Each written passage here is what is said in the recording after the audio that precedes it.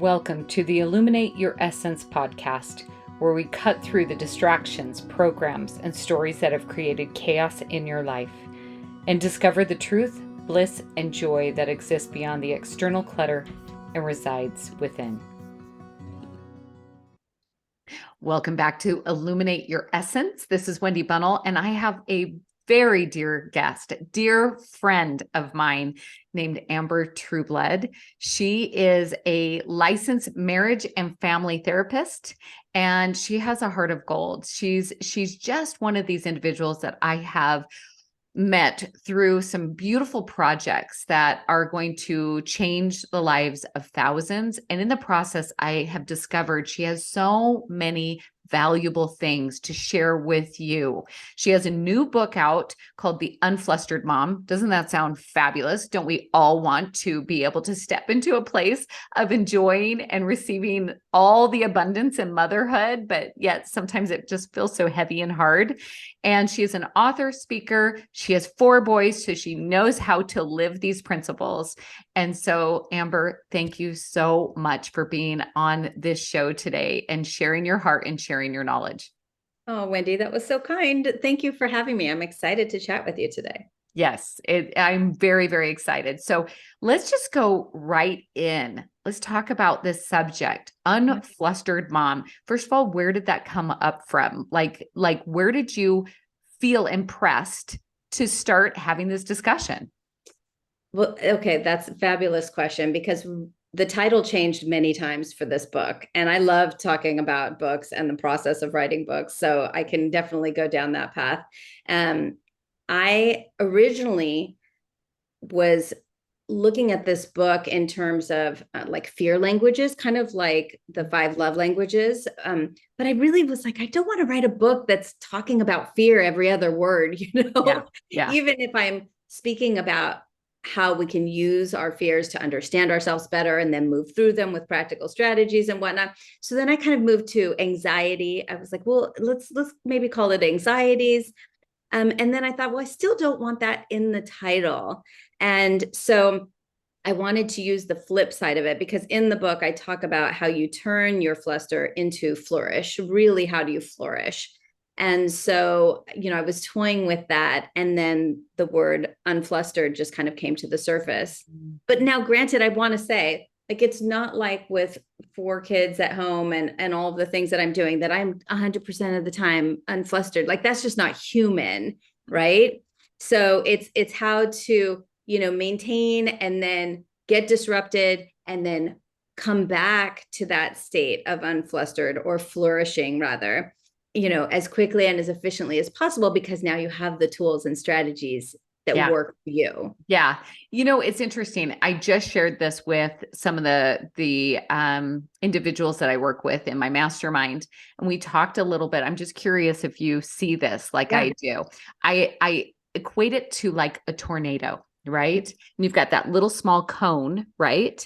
And then it gets bigger and bigger and bigger. And I always describe when we start to become aware that there's something different than what we're experiencing, and we start to understand that we can have something different. When we're in that cone, we just think that it's us, right? It's my personality. That's just who I am. I always do this. Everybody else in my family does it this way. There's no other way. I was just born this way. Mm-hmm. And then you start to become aware that maybe there is a different way to be and become, and you start to climb up there, but it still comes around, right? Oh, there it is again. Yep, I'm aware it's there. And you almost get a little frustrated at that point because you're aware, but you don't know what to do in order to actually stop it. Right. And then it keeps going up and it shows up a little less, right? Oh, there it goes. Okay. Oh, here it comes again.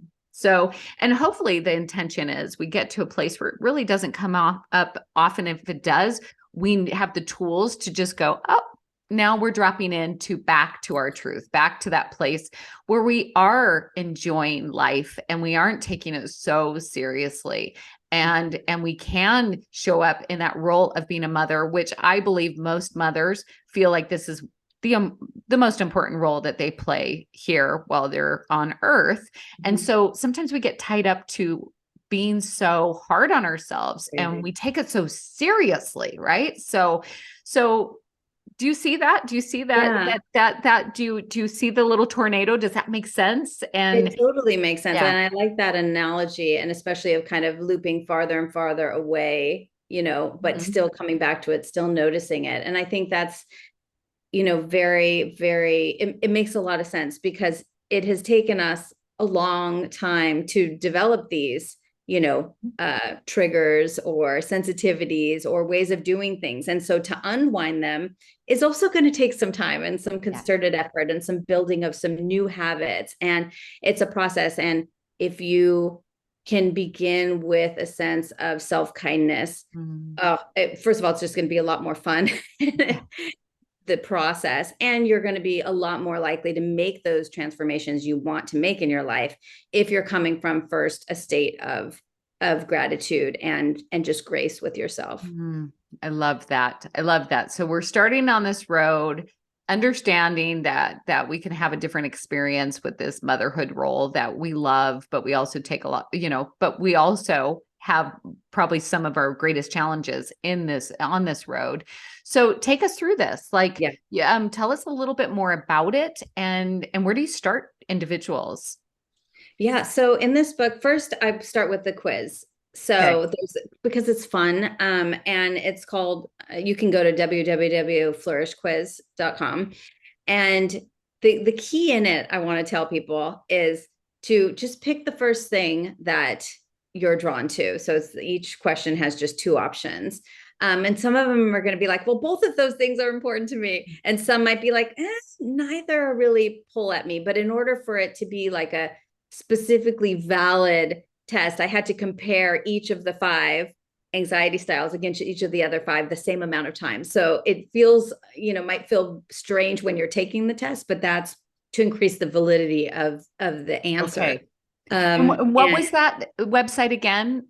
flourishquiz.com. Okay, so like FLOURISH Yes, quiz.com. Okay, exactly. fabulous. Okay. Exactly. So flourishquiz.com, and you'll find one of five anxiety styles. So there's the lover mom, the fighter mom, the executive mom. You're already laughing. I love it. The visionary mom and the dynamo mom. And each of these, and I base these, so my background is in psychology. I base these, loosely on a very famous and well-known theory called Maslow's hierarchy of Mm-hmm. needs. Mm-hmm. And I kind of modernized it a little bit because one of his five includes kind of really needing your basic human physiological needs met. Do I have shelter? Do I have food? Do I have sustenance? And in third world countries and in many parts of the US, obviously that is still an issue. But most of the people that are going to be reading self-development books and transformation books already have those very, very Right. basic needs met. Right. And what I saw, especially over the last 3 years, was there is, and this is where the fighter came in, is there, and everybody probably knows somebody like this. So do you know anybody in your life who, when there's a challenge, when there's a disruption, when there's a wrong happening in the world, they get fired up, Oh they yeah. move into It's 0 to action, 60. Boom. they Yeah. move toward the conflict instead of away from it. They are energized. They might not love it, but they are energized by that. And they tend to call themselves survivors. They tend to be people that have dealt with a lot of not only trauma, but chaos Yeah. in their life. And Yeah. so their comfort level is accustomed to chaos and conflict, and they become really good at it. It becomes a lot of their, of what I call their super powers, so to speak, are Yeah. that are how to deal with chaos and conflict and move through it and fight for the little guy and stand up for those who don't have a voice, right? So they have a lot of beautiful qualities, but they also have a lot of trauma associated with that.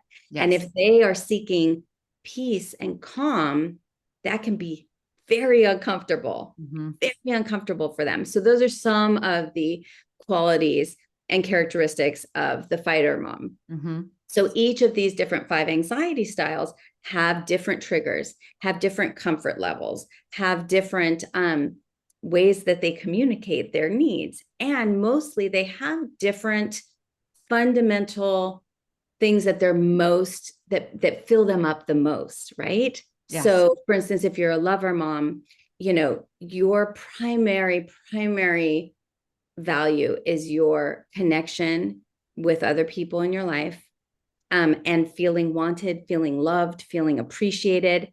That is first and foremost. Mhm. That trumps everything else, right? Yeah. And so each and granted, just like the five love languages, you might be kind of primarily, say, a fighter mom, and then a dynamo kind of is your secondary one. So, Yeah. so as you read through the book, you might find, oh, actually, the triggers, I feel like I'm more like this style, but I like the strategies more in the executive mom, See. section. So I have specific practical strategies for reducing anxiety and stress, and I like to give people lots of options. So I have, for each style, I have 30-second strategies. Like if you're like, I just need a minute, or I Mhm. don't even have a minute.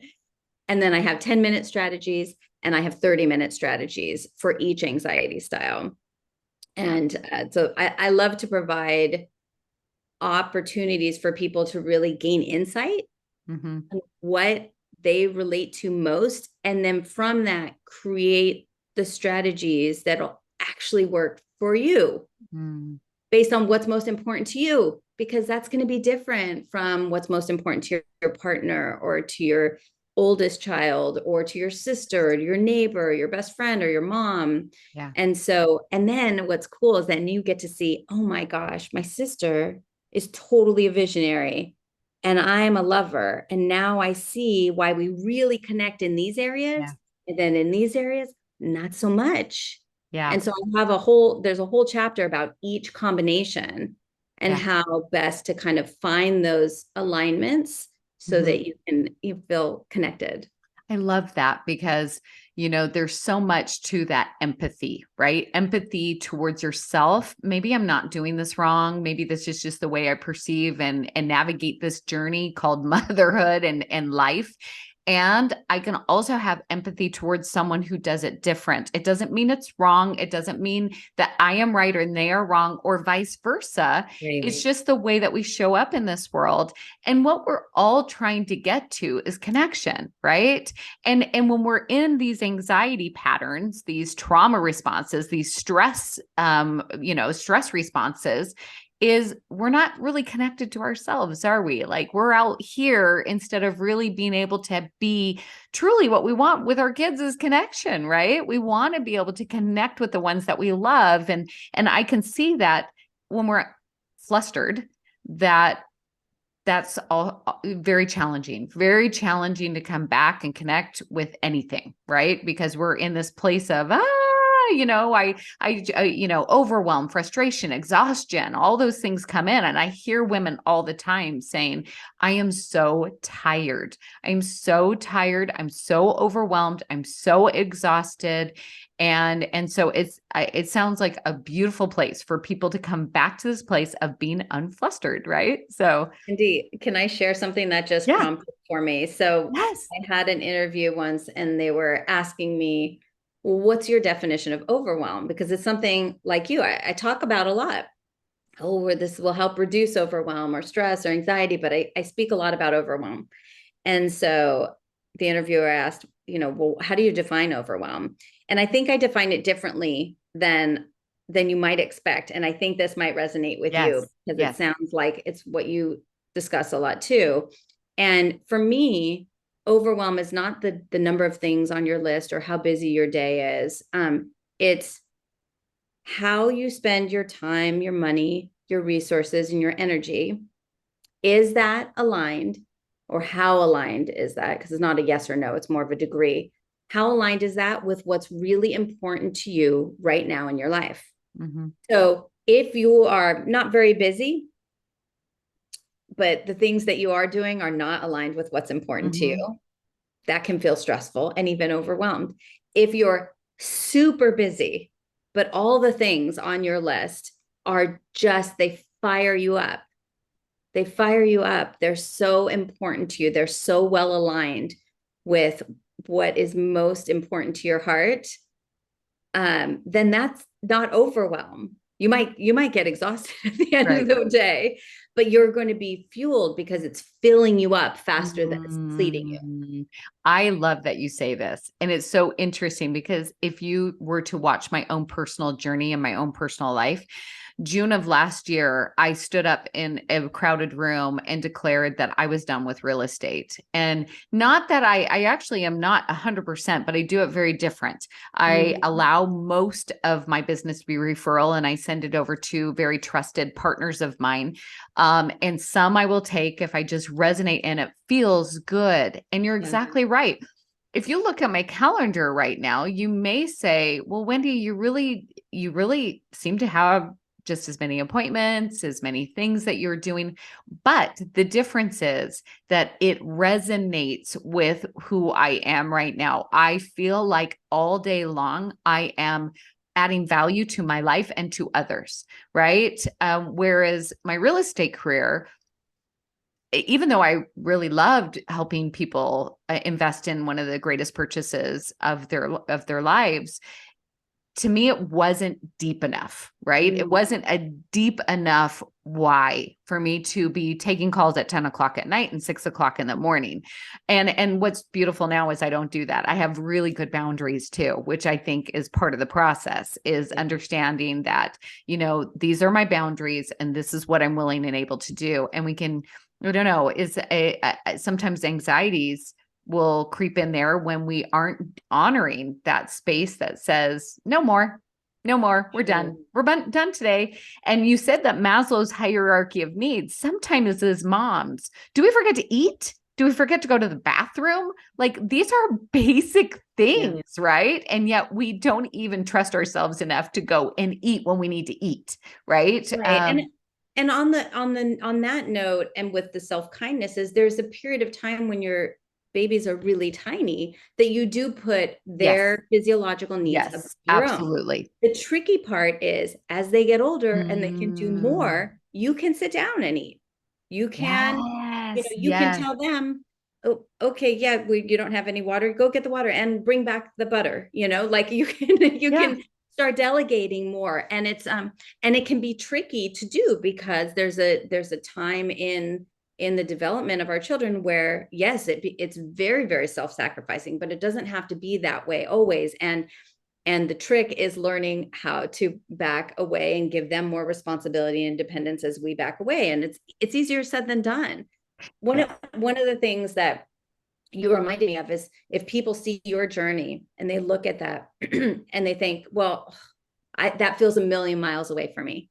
I don't think Mm, I have so much to do in my life and I hate, and I'm not going to say I hate all of it, but none of it fills me up. yeah. So I would love to speak to those people who are thinking, Please okay, do. well, Please do. how does that even work?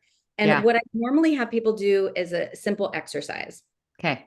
And so I have them write down what they typically spend their time on in a given day in general, like, check emails, wash dishes, run errands, things like that. So you might have 10 to 15 types of activities where you spend your time on an average day. Hmm. And then you're going to score those now from 0 to 10. So 10 is I could do this nonstop. I love this. This Yeah. fills me up. Like, maybe I'd need a little break, but this is my jam. I would do Yeah. this every single day if I could. I would pay to do it. I love this. 0 is like if I never ever set foot in a bathroom to clean a toilet again, I would be happy. I'd be fine. I wouldn't miss it. I'd be totally fine. 5 is totally neutral. I do it, doesn't really drain me. It doesn't really fill me up. So 5 is completely neutral. And you rate each one of those activities. Now, mind you, something that used to bother you in the past may not now. So just for right now, Mhm. what is your rating of everything? Mhm. And what I used to think when I was in the weeds with my little ones, when they were all tiny, I used to think you'd have to change all of it Mm, to move your average, right? sure. So your average is so high. The crazy thing is that it doesn't work like that. The math doesn't work like Mm, normal math. So what you need to do instead is, first of all, not get super upset when you see that you have mostly twos and threes and fours and fives is this: when you add just one 8, 9, or 10 to your day, just one thing that's an 8, 9, or 10. And you don't even have to add it every day. You can just add it a couple times a week. But if you can find one thing that you can add to your list or do more of if you already have it on there, that's an 8, a 9, or a 10, even just a couple days a week, suddenly the threes and fours become fives. The ones and twos become threes and fours. Everything moves up. So for me, that was attending dance classes. Days that I would go to a dance class, the high that I would get from that, suddenly making chicken and rice with broccoli for the 400th time and being super resentful and irritated about it, was neutral. It was That's neutral. beautiful. Maybe even I liked it a little bit. So the math doesn't work like, well, I have to wait until I have the time, energy, money, physical health to change everything in my life. It Yeah. doesn't work like that. Just adding one activity to your week a couple times that's an 8, 9, or 10 for you will shift all of those other things. And then obviously it cascades out, right? Because your mood is different. So your Right. interaction with your family is going to be different, and it escalates, right? Oh, that is such helpful advice because yes, I mean, let's be honest, the ones that are probably going to be listening to this podcast or reading your book are doers. We get stuff done, right? We are solution providers. We figure it out. And so sometimes we can get caught up on that perfectionist kind of attitude and looking at the two, threes, and fours and be like, okay, we're going to take care of this. And it's another to-do list, right? Like it's Yeah. another thing to do. And we put more pressure on ourselves. So I love that you're like, just do one and it will raise everything else. And so almost I see this visually in my head saying, okay, I got a plate of food and right now it's on a saucer, right? And it's just heaping full. So rather than removing the food, we're just going to get a bigger plate, right? We're just going to be like, you Yeah. know what? Let's get a dinner plate. We're going to put that food on there, but now I have a larger surface area. So I have more bandwidth to take care of the same amount of stress that I had before, but somehow I'm dealing with it different. And that's what good self-care does. True self-care gives you a bigger plate to work with, for sure. Yeah, that is beautiful. So the 5 anxiety Yeah. styles, you go through them, you teach them practices, practical advice and tools so Yeah. that they can get into a place. Let's talk a little bit about where you're taking them to. What is this? So we're going from these anxiety, they use these tools. Where are we going from Yeah. here? So we're going to a state of flourish. And for me, that means and it can mean different things in different parts of your life, depending on what you're looking for. So for a long time in my life, I was just looking for peace and quiet. Mhm. I still am to some extent. But now there's more looking for excitement, looking for Mm. adventure, looking to make an impact in other people's lives. Yes. So I think whether you're looking for joy, peace, excitement, confidence, clarity, to me, that's flourishing, is when you have huge doses of peace and calm, adventure, excitement, clarity, confidence in your life. That sounds delicious. And I'm like, oh, yes, give me more of all of what you just said. Yeah. I mean, because really life is to be enjoyed, right? Not endured. And so many times we get stuck in that rut and we don't know how to get out. So I love this. This book is going to change lives, Amber. It really just is. I love what you are sharing with the world. I love your heart. And so let's talk a little bit about where they can find this book, where they can find you. And you have some offerings Yes. too right now. Yes, I do. So right now it's available on pre-order wherever books are sold digitally online. So it's not in the bookstores yet, but you can go on to Amazon, on barnesandnoble.com, on thriftbooks.com, booksamillion.com. It's on walmart.com. So you can order it there. And then if you go to my website, which is just my name, ambertrueblood.com, you can and I highly recommend everybody take the quiz too, because I think For it's fun. sure. Absolutely. Why not? And Right. when you go to my website, you can click on say, let me know where you bought the book because I'd love to know. And then you click on which anxiety style was your dominant one. Mhm. And then when you press submit, you will receive all of my favorite bonus items that will help to supplement and give you the help you need right now. So I have like a downloadable meditation for each anxiety style, so specific to your style. A downloadable mantra, like a guided mantra. So there's a special mantra for each one, and then a bunch of other goodies. So I have a mini workshop that I provided there, my favorite sleep tips, because sleep can also be an issue for Huge a lot issue, of moms out right? there. Yeah, so I have my 9 favorite sleep tips, and that's a downloadable PDF. So I have a bunch of fun stuff there for anybody who pre-orders the book right now. Oh, that is fantastic. So just run, don't walk, people.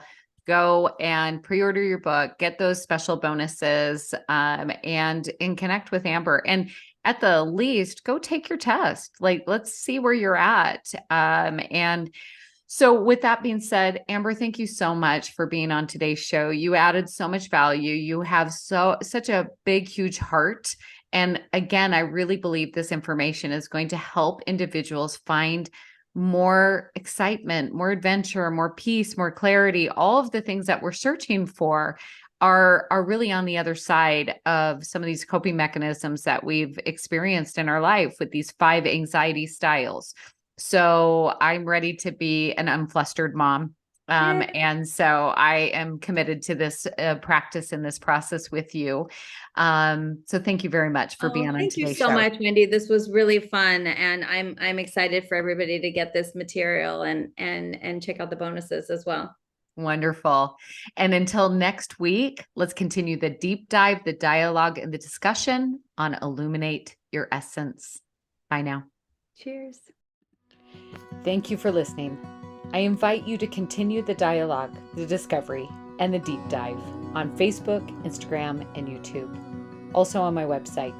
Feel free to download your free copy of the 5 steps to discovering your inner voice and begin your journey of discovering the truth within today.